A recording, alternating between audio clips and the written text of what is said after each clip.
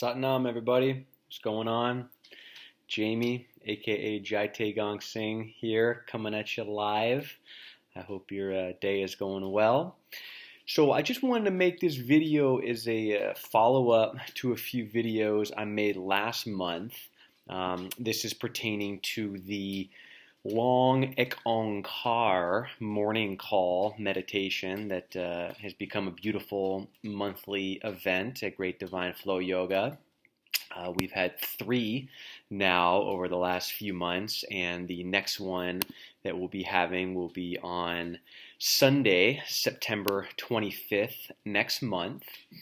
And we've had such a great turnout, and it's just been really magical, to be honest. And it's such a unique meditation, and there's so many facets to it that I felt like making these videos would hopefully be beneficial, especially if you end up practicing this more than once, or even perhaps just once. Because there's really only so much that can be said in the classroom space, and then getting into the practice just takes a lot of time.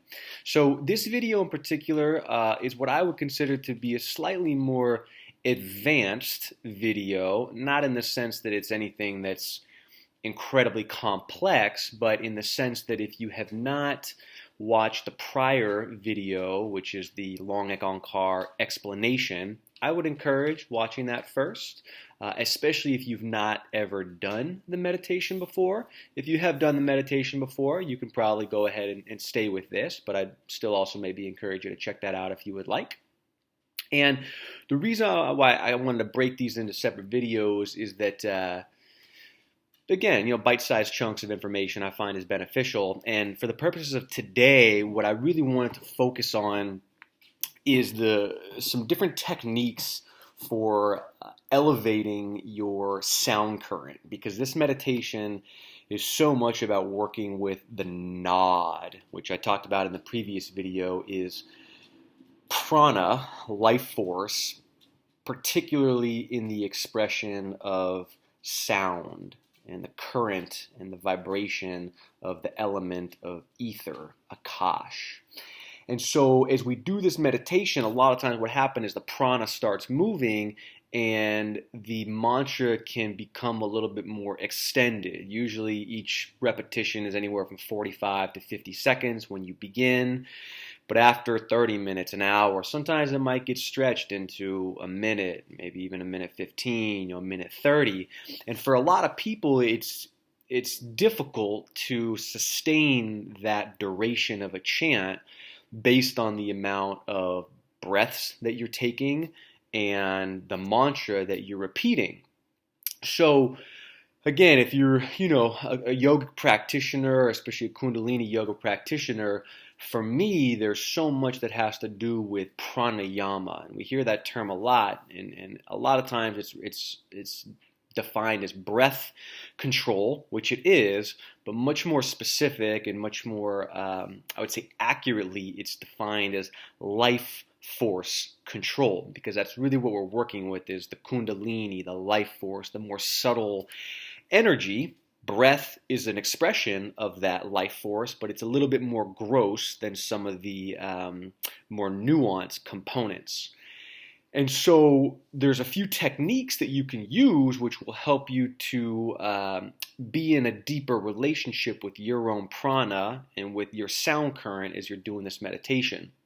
So what I want to first talk about is what they refer to as the bandhas. Bandhas. It's Bandhas, bandhas. And you hear this term a lot. You hear it when we're practicing Kundalini and someone says, inhale, suspend the breath, apply the root lock. Because bandha means lock. And there are different locks in the energy system of the body. In this case, we're going to be talking primarily about the locks associated with the 7 chakras. And the chakras in the kind of yogic anatomy are referred to as wheels. Chakra means wheel, and they're sort of spirals or wheels of energy, wheels of consciousness. Again, more subtle than our physical body. And so as we are able to tune in with these different chakras and use these bandhas, it gives us a little bit more access to some of that subtle prana and that subtle life force energy. So in this meditation, there's 3 primary bandhas that we're working with. We're working with what they call the Mula Bandha, which is the root lock, the root chakra at the coccyx, the base of the spine, which is the seat of Kundalini. Kundalini is said to be a coiled serpent at the base of the spine, at that coccyx, the very, very bottom of your tailbone, physically. So there's the root chakra, the Mula. Mula means root, Bandha, lock, root lock. There's what they call the Uddiyana Bandha, which is more the second chakra, the sacral center, again, the sacrum of your spine physically, above the coccyx, below the navel. It's just slightly below the navel, maybe about 2 inches or so is what they call this Uddiyana Bandha. And then the third bandha that we work with is what they call I hope I'm pronouncing this right. It's been a while since I've looked at it, but I think it's like the Jalandhara Bandha. It's the throat lock. It's the lock of the neck, which is the 5th chakra in the 7 systems, and it's like the cervical part of your spine. Jalandhara Bandha. I'll check it later. Put it in the description. So you've got Mula Bandha at the coccyx, Uddiyana Bandha at kind of the navel, and then Jalandhara Bandha at the throat. And so what I find is that when I'm chanting personally, if I really want to get into these elongated repetitions of the mantra, and again, not that anything's better or worse, just different experience, it's not just about the amount of breath I take.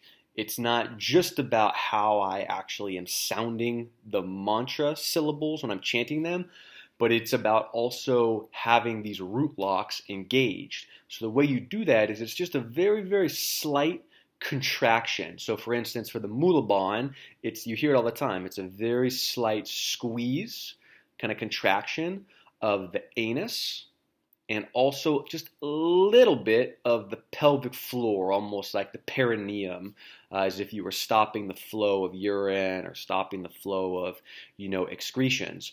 And again, the idea is that when we apply the Mula Bandha, we pull that energy, that life force upward rather than its natural flow, which is down and out into the physical world. So we're turning that energy for it to be used. So you apply the Mula Bandha, and it's not intense. It's very subtle. It's just this like soft awareness. And also what it does is when you engage the locks, it puts your consciousness in that location. So there's this bridge between the outer physical body and the inner awareness of consciousness. Okay, so you got root lock, squeezing the anus, slight contraction, pelvic floor, lifting up. Then you have the Uddiyana Bandha, which to me in this meditation is the most important. That's just below the navel. And so it's a slight, very slight kind of contraction as if you're just pulling that space in below the navel just slightly, as if almost your navel's drawing in a little bit towards your spine. It's like you kind of contract your lower abdominals.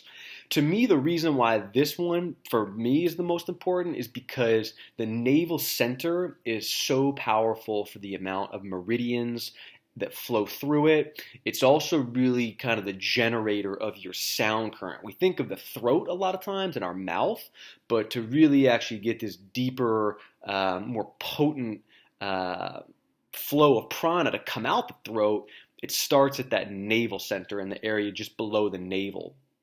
So playing with that, for me, really gives me this ability to sustain my sound current out the throat. And then the last one, which I would say is not as important, but I do think it plays a factor, is the throat lock and the neck lock. So you can kind of see if I like pull my neck back, kind of get that little sexy double chin, like the throat lock constricts. So the head almost like comes back a little bit. It pulls the chin in. It kind of flattens the curve in the back of your head, and it tightens the throat. And this is important because we're using the sound current so much that if our throat's engaged, again, it's able to hold, it's able to be a better container for the pronunciation of these sounds. So those are the 3 locks I wanted to touch on. And again, play with them. You know, the eye gaze is very important. The eye gaze at the point between the eyebrows. It's not a lock. They actually call it a dristi, which means gaze. And that's very important because it too has an energetic effect of concentrating kind of that inner energy and life force at this very powerful point, because this is the kind of spiritual eye, and this is the path of the Kundalini running up the coccyx to the spiritual eye and kind of playing with this spinal energy.